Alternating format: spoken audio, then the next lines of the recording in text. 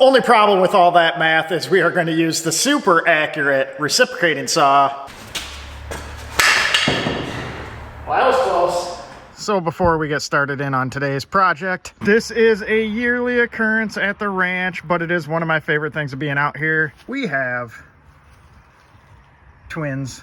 Usually it's a single, but this year we got a pair. Used to have to keep those guys hidden away from Sasha, but in her older age, she don't care.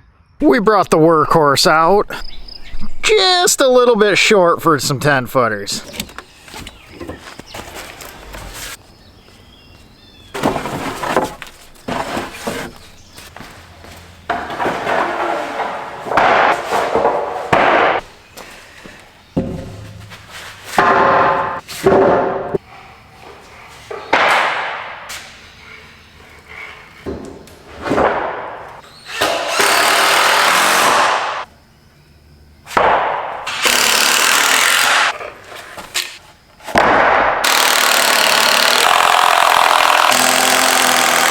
Got some weight to it now.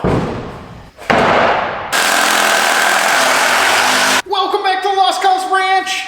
Today, we are adding some much needed square footage to the new shop. That is right, today we are continuing with another episode of Joe Builds a Shop with no construction experience. I like to think I'm just smart enough to get myself in trouble. This has been quite the project, putting up a pole barn with no experience. But how else do you learn? What you just saw me glue, screw, and lag together is the main beam. This guy is now 18 feet long, 3 2x10s tripled up, and that is going to be part of the base of the mezzanine. That is roughly in the vicinity where it's going to sit, except on top of those. So here is the start of our little stub wall. In a minute, you'll understand why the bottom is longer than the top. But anyways, since we are framing, I decided to get out the framing nailer. Makes sense, I think. Went ahead and laid out our stud locations on both the top and bottom.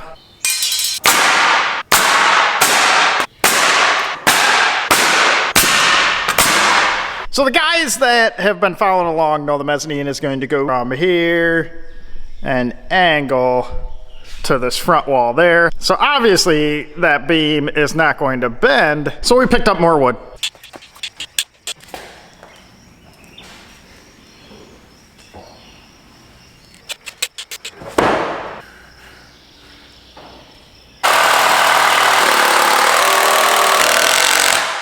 So our template is now going away.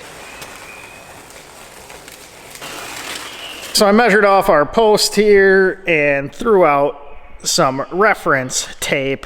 So this defines the outer constraints of where this beam will go. Before we go any further, what I need to do is get angle cut on this beam and that beam so it sits correctly.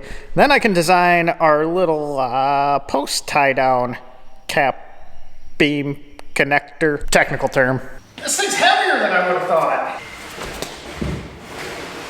Oh.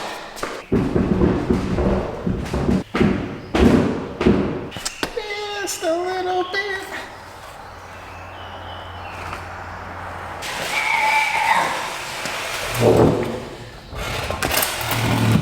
That's a decent workout. So went ahead and got the speed square out. With me using it, it's a little more like a slow square. But as it turns out, the building actually ended up square. So we got a 45-degree angle to hit there because right triangle, which means need to cut this at 22.5 and that one at 22.5. Then they should make a 45-degree angle together. In my book, 22.5 plus 22.5 does equal 45. Only problem with all that math is we are going to use the super accurate reciprocating saw to cut it. It is how we ended up notching all our posts for the trusses. So let's see if we can get lucky again.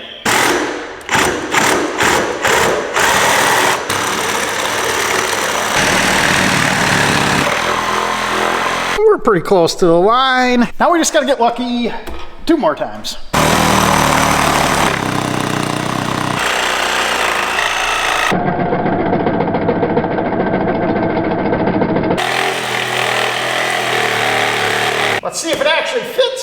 supposed to. That turned out pretty well. We're a touch off on the angle, but that is only because we're not butted all the way up against the post because the bracket hangs out a tiny bit. We won't be able to butt that until we're up where it's supposed to be. But there is our beam setup, just 8 feet shorter than it needs to be. We need to get some cardboard out. So the support post is gonna go directly underneath this joint here. It's a 45-degree angle. I could do some math, but instead we have cardboard and a marker on hand, so we'll do it the lazy way. So we need to build one of those. Hello, old friend. Look at how nice that looks. This side's more colorful.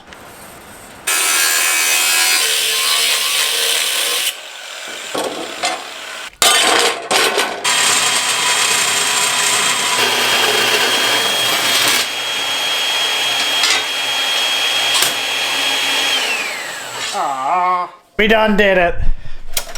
Broke a blade. Of course, that was the last blade I have here. So slight intermission. Hardware store. All right, so we are back.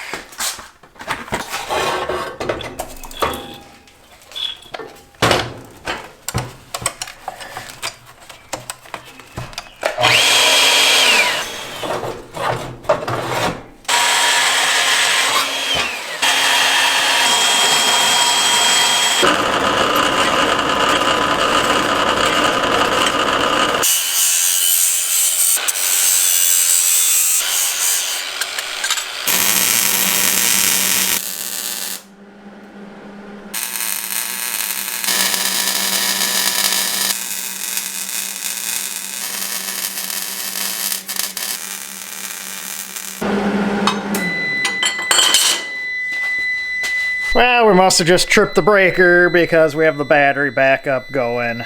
Yep. That guy tripped.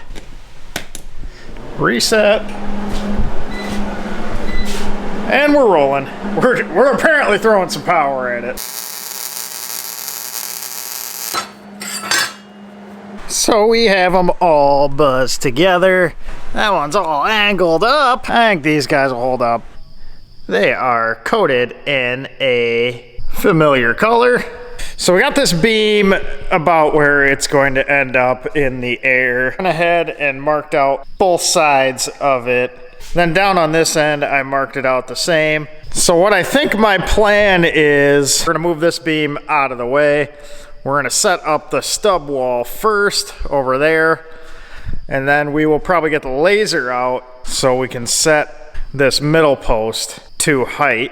Then we'll set the long beam on that post and that post and get it leveled out.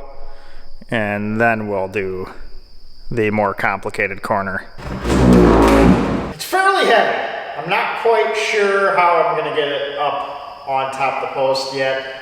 I mean, it's not crazy heavy. It's probably 210 pounds or so, but it's long. By my calculations, it is more than 3 Joes long.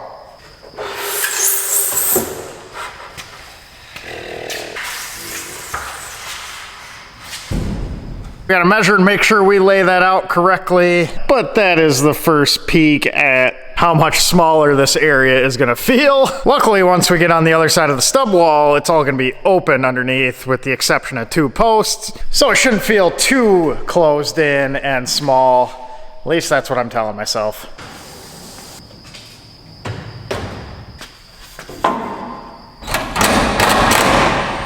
So this is the bracket that the end of the beam is going to sit on. So this guy will go right up here. We'll lag that guy in place. Then all I got to do is some heavy lifting. Somehow. Seems like that's not going to be easy. That's future Joe's problem. So we got the handy dandy laser back out. We're going to use the grade stick in reverse motion. We're going to come down from the mounting surface and measure off of that via the little laser grabber thingy. Then we'll be able to transfer that over to this post and match it up via the little rotary post in there. Laser on, mark it all out, cut.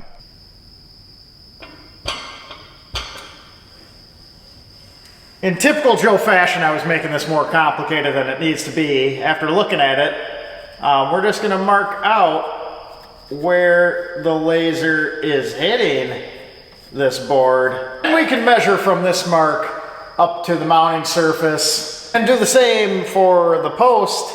We'll mark out that laser and transfer the measurement from the stub wall over to here and cut it where it needs to be cut.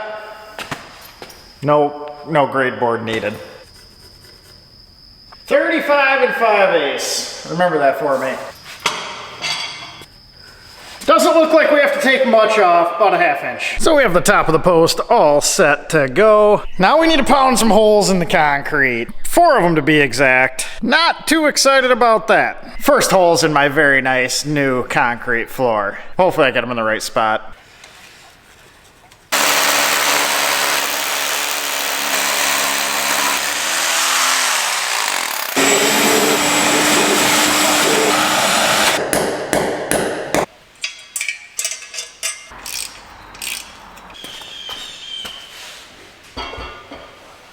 It even lines up with the stub wall. We have our bracket anchored into the concrete. Now I just need to figure out how to get the 18-foot beam 8 feet in the air. The beam's 3 times as long as me, almost weighs twice as much. It'll be fine. So what I think I'm gonna do is try and lean it up against the center post first, then figure out some way from there.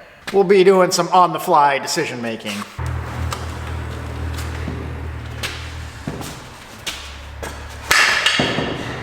Well, that was close.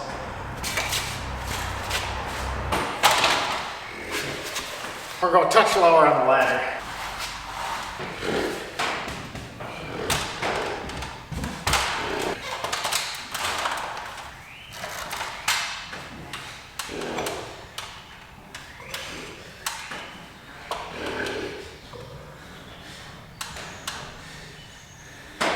Well, we got it there.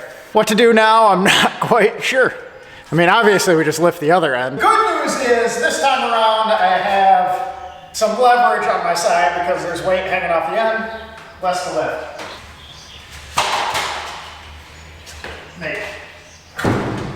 There we go.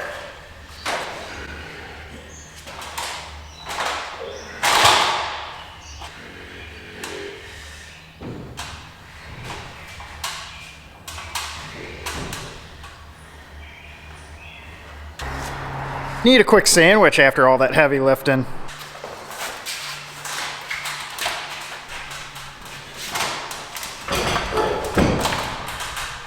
Put yours all the way in, Carter. Now hold it. Off the wrong way is a problem.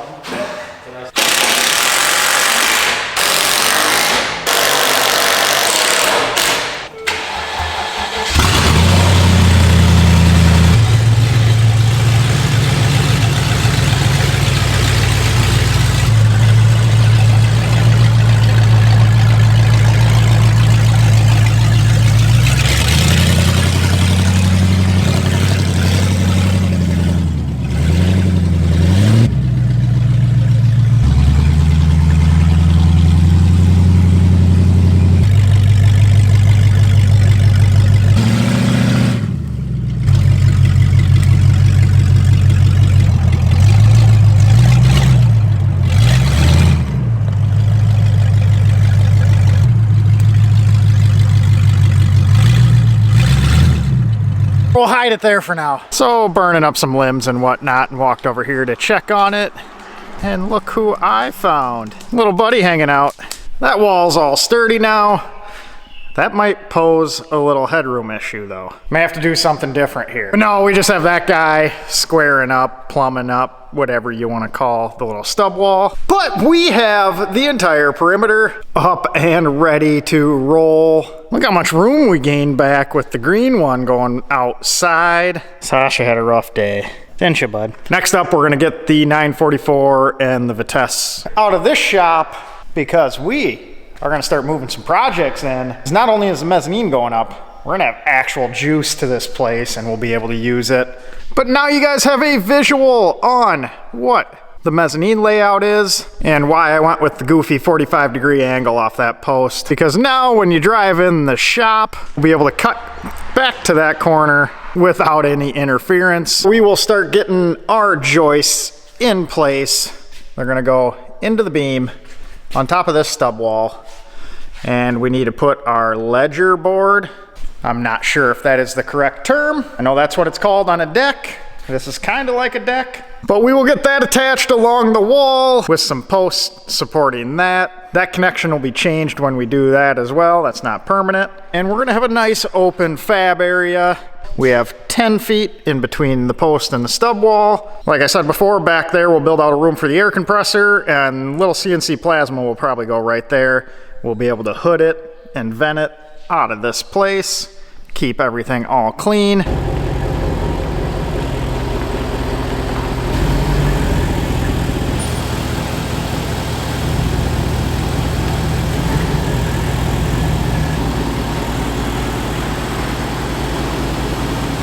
Still got loads of room when we park under the future office.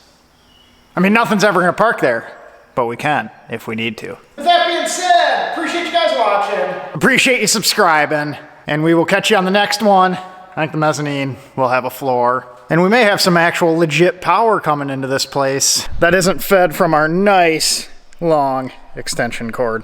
Look at this goon.